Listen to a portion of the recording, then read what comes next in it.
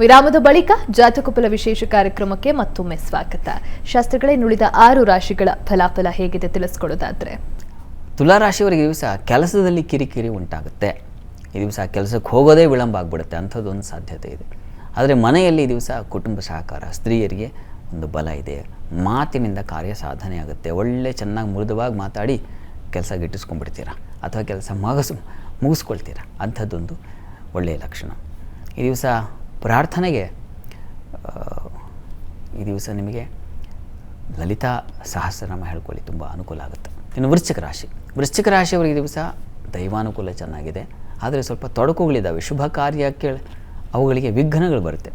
ಯಾವುದೋ ಒಂದು ಒಳ್ಳೆಯ ಕೆಲಸ ಮಾಡೋಣ, ಒಳ್ಳೆಯವ್ರ ಜೊತೆಗೆ ಏನೋ ಒಂದು ಕೆಲಸ ಮಾಡ್ತಾಯಿದ್ದೀನಿ, ಏಕಾಗ್ರತೆ ಇರೋದಿಲ್ಲ. ನೋಡಿ, ಧ್ಯಾನ ಮಾಡಬೇಕು ನೀವು. ಏಕಾಗ್ರತೆ ಯಾಕಪ್ಪ ಅಂದರೆ ಆ ಮೂಢ ಅನ್ನೋದು ಇದೆಯಲ್ಲ, ಮನಸ್ಸಿಗೆ ಆ ಆಲಸ್ಯ ಅನ್ನೋದು ಬಂದುಬಿಡುತ್ತೆ. ಅಲ್ಲಿ ಮಾಂದ್ಯ ಕಾರಣದಿಂದಾಗಿ ಮಹಾ ಕೆಟ್ಟ ಆಲಸ್ಯ. ಹೀಗಾಗಿ ನೀವು ಧ್ಯಾನಕ್ಕೆ ಮೊರೆ ಹೋಗಬೇಕು.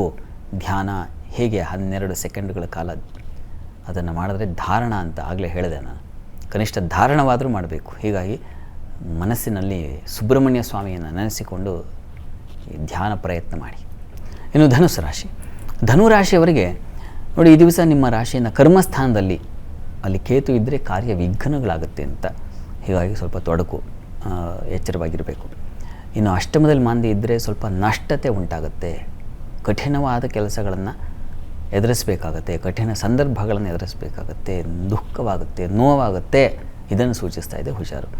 ಅಷ್ಟಮಾಧಿಪತಿ ವ್ಯಯದಲ್ಲಿ ಬೇರೆ ಇದ್ದಾನೆ. ಹೀಗಾಗಿ ಹೆಚ್ಚಿನ ನಷ್ಟ, ಲಾಸ್ ಆಗುತ್ತೆ. ಹೆಣ್ಮಕ್ಳು ಬಹಳ ಹುಷಾರಾಗಿರಬೇಕು. ಪ್ರಾರ್ಥನೆ ಈ ದಿವಸ ನೀವು ದುರ್ಗಾ ಪ್ರಾರ್ಥನೆ ಮಾಡಿಕೊಳ್ಳಿ. ದುರ್ಗಾ ಸನ್ನಿಧಾನದಲ್ಲಿ ಒಂದು ವಿಶೇಷ ಅಭಿಷೇಕ ಇತ್ಯಾದಿಗಳನ್ನು ಮಾಡಿಸಿ.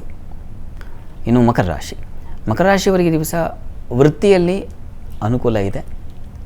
ಈ ದಿವಸ ಸಂಗಾತಿಯಿಂದ ಲಾಭ ಸಿಗ್ತದೆ, ಕಿತ್ತಾಟವೂ ಇದೆ. ಒಂದು ಅರ್ಧ ದಿನ ಜಗಳ, ಅರ್ಧ ದಿನ ಕಲಹ, ಹಾಗೆ ಚೆನ್ನಾಗಿ ಅನುಕೂಲ. ಈ ಥರದ್ದು ಒಂದು ಫಲ. ವ್ಯಾಪಾರಿಗಳಷ್ಟೇ ಸ್ವಲ್ಪ ಹುಷಾರಾಗಿರಬೇಕು. ಈ ದಿವಸ ಲಾಭ ಇದೆ ಅಂತೇಳಿ ಇನ್ನೇನೇನೋ ಮಾಡೋಕ್ಕೆ ಹೋಗಿ ಮತ್ತೆ ತೊಂದರೆ ಸಿಗಾಕೊಳ್ಳೋ ಸಾಧ್ಯತೆ ಇದೆ. ಹುಷಾರು. ಈ ದಿವಸ ನೀವು ತಪ್ಪದೇ ಈ ದಿವಸ ಅಮ್ಮನವರ ಸನ್ನಿಧಾನಕ್ಕೆ ಅಕ್ಕಿ ಸಮರ್ಪಣೆ ಮಾಡಿ, ಅದು ತುಂಬ ಸಹಾಯವಾಗುತ್ತೆ. ಕುಂಭರಾಶಿಯವರಿಗೆ ಈ ದಿವಸ ವೃತ್ತಿಯಲ್ಲಿ ವಿಶೇಷವಾದ ಅನುಕೂಲ ಇದೆ, ಧೈರ್ಯ ಇದೆ ನಿಮಗೆ. ಜೊತೆಗೆ ಸ್ವಲ್ಪ ಕೆಲಸದಲ್ಲಿ ನೀವು ಅಂದುಕೊಂಡದ್ದು ನೆರವೇರುತ್ತೆ. ವೃತ್ತಿಯಲ್ಲಿ ವಿಶೇಷ ಬಲ ಬರ್ತದೆ.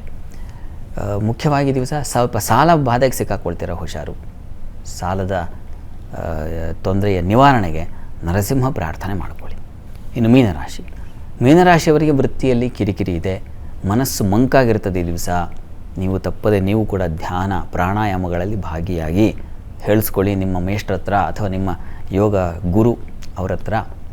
ಯಾಕೆಂದರೆ ನಿಮಗೆ ಬೇಕು. ಮನಸ್ಸು ಚಂಚಲವಾಗುತ್ತೆ. ಈ ದಿವಸ ತುಂಬ ಚಾಂಚಲ್ಯ ಇರ್ತದೆ. ಆದರೆ ಒಂದು ದೇವತಾ ದರ್ಶನ, ಕ್ಷೇತ್ರ ದರ್ಶನ ಇಂಥದ್ದು ಕೂಡ ಇದೆ. ಅದರಿಂದ ನಿಮಗೆ ಸ್ವಲ್ಪ ನಿರಾಳತೆ ಆಗುತ್ತೆ. ಆತಂಕ ಬೇಡ. ಪ್ರಾರ್ಥನೆಗೆ ಈ ದಿವಸ ಇಷ್ಟ ದೇವತಾ ಧ್ಯಾನ ಮಾಡಿ. ಈ ದಿವಸ 12 ರಾಶಿಗಳವರು, ರಾಶಿ ಗೊತ್ತಿಲ್ಲ ಅಂತಕ್ಕಂಥವರು ಹೇಳಬಹುದಾದ ಸರಳವಾದ ಮಂತ್ರ ಯಾವುದಪ್ಪ ಅಂದರೆ ಓಂ ವಿಭೂತ್ಯೈ ನಮಃ. ಈ ಮಂತ್ರ ಹೇಳ್ಕೊಳ್ಳಿ, ವಿಶಿಷ್ಟವಾದ ಫಲ ಬರುತ್ತೆ. ಶಾಸ್ತ್ರಿಗಳೇ, ಈ ದಿನದ ಸಂಚಿಕೆಯಲ್ಲಿ ಬಹಳ ಮಹತ್ವವಾಗಿ ವಿಶ್ವ ಯೋಗ ದಿನದ ಒಂದು ಮಹತ್ವವನ್ನು ತಿಳಿಸ್ಕೊಟ್ರಿ. ಹಾಗೆ 12 ರಾಶಿಗಳ ಫಲಾಫಲಗಳನ್ನು ತಿಳಿಸ್ಕೊಟ್ರಿ. ಧನ್ಯವಾದಗಳು ಶಾಸ್ತ್ರಿಗಳು.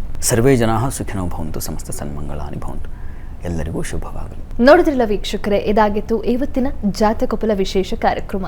ನೇರ, ದಿಟ್ಟ, ನಿರಂತರ ಸುದ್ದಿಗಾಗಿ ನೋಡ್ತಾ ಇರಿ ಏಷ್ಯಾನೆಟ್ ಸುವರ್ಣ ನ್ಯೂಸ್.